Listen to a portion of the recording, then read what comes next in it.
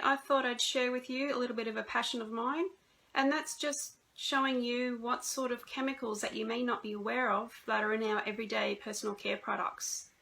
On average, an Australian woman, she may use up to 12 products before she even goes out the front door of a morning off to work or wherever she's going, and she can be in contact with over 168 chemicals without knowing it.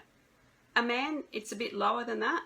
I guess they don't have as much to spray around as what we do, but they can be in contact with up to 85 chemicals.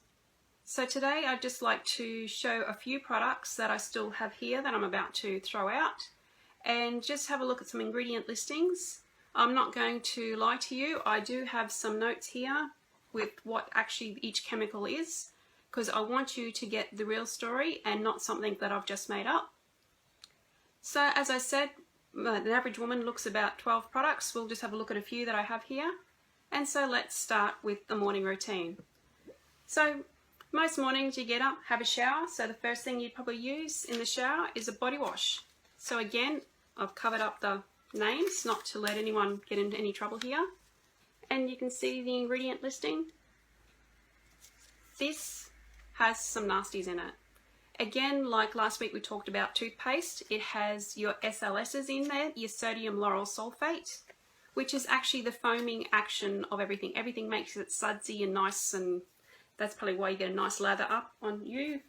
We're using the body wash, but the sodium lauryl sulfate is actually a strong detergent and can cause irritation and permanent damage to the eyes if you get it in your eyes, especially in young children. It can cause skin rashes, hair loss, flaking skin, and mouth ulcerations. I hope you're not going to eat it while you're trying to have a body wash there.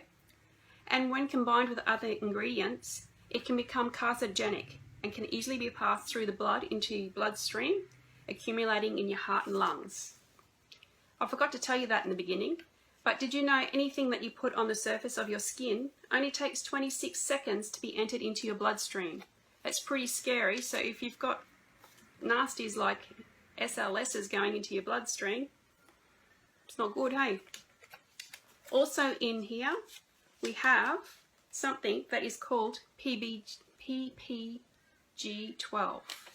That's a big fancy, isn't it? It is actually called, sorry if I pronounce things wrong today, propylene glycol, so PPG12. Looking at the material safety data sheet for it, it warns users to avoid skin contact with the substance, and protective clothing should be used at all times. Avoid skin contact? It's in the body wash here. It is the cosmetic form of mineral oil found in automatic brake fluid, hydraulic fluid, and industrial antifreeze. It's also found in makeup, and as we're looking at, hair and skin products, deodorants and aftershaves. So while it's found mainly in skin cleansers, it's a caustic used to dissolve industrial grease. It's pretty scary. Why would they have it in a body wash?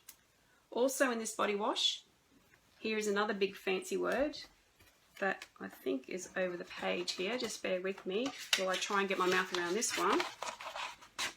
It is called methylchlorothiazolane, and I can't even say it right. I'm sorry if I've mispronounced that. But it is also referred to MCI. It is preservative with antibacterial and fungal effects. It's found in many water-based personal care products and cosmetics, and was first used in cosmetics in 1970. But MCI is also used in glue production, detergents, paints, fuels, and other industrial processes. So, long story short, this body wash to me sounds like it belongs in an industrial workshop to do your degreasing. We won't be using that again. Okay. So after we've washed our body, we might wash our hair with some shampoo. Again, covering everything up. Here's some big fancy words in there again. So let's break that down. Again, it's got the SLSs in it to make all the sudsy, foamy stuff. It also has that big MCI word, so to dissolve the industrial greases. And it also has another name in it called, another one I can't pronounce properly, cocamidopropyl biotin, otherwise known as CAPB. It's a common surfactant used in personal product care. Although it's often marketed as natural, it originally comes from plant oils. It is a harsh skin and eye irritant and was voted as the worst allergen in 2004 by the American Contact Dermatitis Society. So here we are using this product that they call natural, yet it was voted as the worst the worst allergen by an American dermatitis company. Getting tongue-tied, I'm getting so mad about this. Okay, so I guess conditioner's probably got the same thing in it, probably worse, but I've got no conditioner in the house to check it out. And so we've had our shower, so we've used our body wash, our shampoo and our conditioner. Next we'll get out and we might put some moisturiser on. Again, covering things up.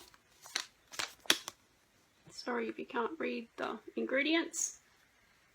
But what's in this? Isopropyl.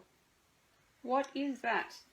It is a poisonous solvent that can be found in hand lotions, body rubs, hair colour rinses, fragrances and aftershave lotions. It dries the hair and skin, creates cracks in skin, and encourages bacterial growth and can cause headaches, nausea, vomiting and depression. What gets me is it creates cracks, yet it's put in a product that's supposed to stop your skin from cracking. What is going on? What other products is nasty in here? Sorry, throwing things around today. We also have petroleum. Petroleum? What the hell is petroleum doing in it? Let's have a look, if I can find it. Petroleum, also known as liquid Vaseline. It's funny you can't see the name of this, but liquid Vaseline.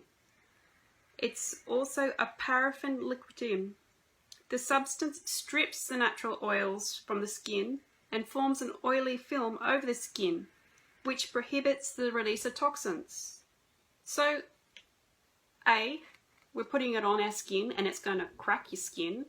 And then when it's not cracking your skin, it's actually putting a film over your skin to stop anything that you want released out of your body, trapped in your body. I think we'll throw that one away as well.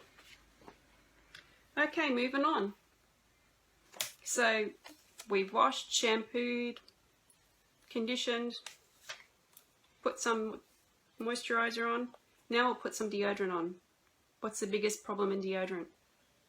You can't even see the ingredients until you lift the label. And they're written on the back. The biggest thing in deodorant? Aluminium. What's aluminium linked to? Alzheimer's. Another one we're throwing. Okie dokie. Here we go again. Makeup. Where's the ingredient listing on here? Again, another one. Hidden. And I tell you what, you need a university degree to be able to interpret all those words in there. So, what's the main ones in there that I've found? Let's have a look. Titanium dioxide. We talked about that last week, being in toothpaste. What is it? The same the same stuff they put in paint. White paint. Suppose some people think you're painting your face when you put this on. What else is dangerous in there? The parabens. Parabens, parabens, parabens. Most products have another fancy word in front of the word paraben, so there's lots of sort of parabens. But they're mainly a preservative in many cosmetics and personal care products, with the methylparaben being the most common. And when it's tested on animals and tissue culture, they've been found to have endocrine disruptive effects. So therefore, it can affect your thyroid, it can affect your adrenals, it can affect all the endocrine disruptive effects. Gonna use that? Don't know. So you've got your foundation on, Also with your lipstick. Be careful of lipsticks. You can't even read any ingredients on this one. Nothing at all. Not transparent. But lipsticks and some products like skincare can contain lead. And lead, as we know, is dangerous. Did you know an average woman can eat over 2.5 kilos of lipstick in her life? That's probably a little bit of lead she's being eaten then. And it can also affect your reproductive system, cause nerve and joint damage, muscle disorders, and even known to cause heart and kidney problems. Okay, moving along. The last thing I want to talk today is about fragrance. You can't probably see those ones there as well. Fragrance contain synthetic phthalates. And what does that mean? Synthetic chemicals commonly used to stabilize fragrances and make plastics more pliable. They're also an endocrine disruptor, mimicking hormones, and may alter genitalia development. Avoid products that list fragrance as their ingredient, unless the label states that it's derived from essential oils, or look for phthalate-free labeling on the packaging. Well, this packaging, not much at all on it. So, sorry if I've gotten a bit up there on my soapbox and a bit all over the place, but I just wanted to stress that how important it is to read your labels, know what's in your products. The best thing you can do is look for products that have signs on it similar to these. Like the products I'm currently using at the moment, cruelty-free. Not tested on animals, no products harmed, no little bunny rabbits harmed in the production of them. Good to the environment. So anything that is like the body wash or shampoo that I use, the suds go down the drain, it's not going to affect the environment at all. All the packaging that we have our products in, BPA free. So they're totally recyclable, as this symbol says here. Everything is safe. All the packaging that it comes in is not going to leach any further chemicals, toxins into the products, and completely safe free. Well, thank you for watching my little rant here today. I don't know if it was a rant, but just like I said, something I'm passionate about. Wanted to share it with you guys. If you have any questions or comments, please feel free to share. Sorry this one's gone for so long, but I just wanted to get the message across. If you want to know any more information or contact me about what products I'm using, feel free to PM me